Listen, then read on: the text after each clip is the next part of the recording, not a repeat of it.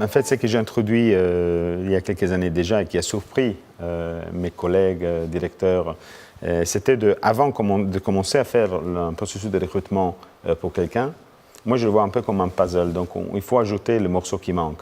Mais si on ne connaît pas le reste de l'image, c'est difficile.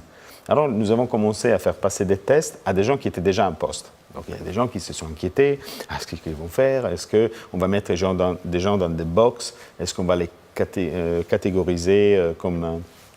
Et alors que l'idéal, effectivement, c'est d'avoir un bilan de compétences de l'équipe dans lequel le nouveau candidat va arriver. Donc, est-ce que je vais apporter les compétences qui me manquent dans cette équipe ou est-ce que je vais faire des doublons? Et si je fais des doublons, je vais créer de la concurrence. C'est normal. Donc, ces processus-là m'a permis de changer un peu la donne et de faire en sorte que les recrutements soient plus, à un taux de succès plus élevé. Pour parler de l'UIL, on a vraiment une compétence très importante qui est le travail d'équipe, le partage des connaissances.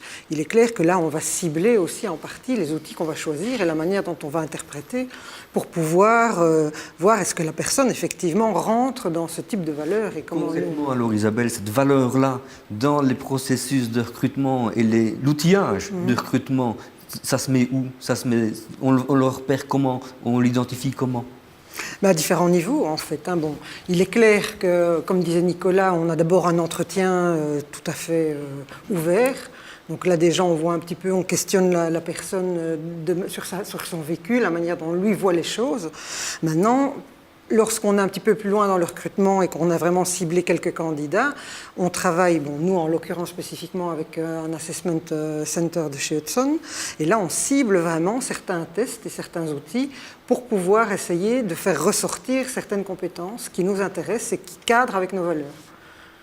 Donc c'est vraiment au travers de différents outils qu'on va mettre en commun et qu'on va vraiment faire une évaluation croisée et essayer de voir comment la personne se comporte.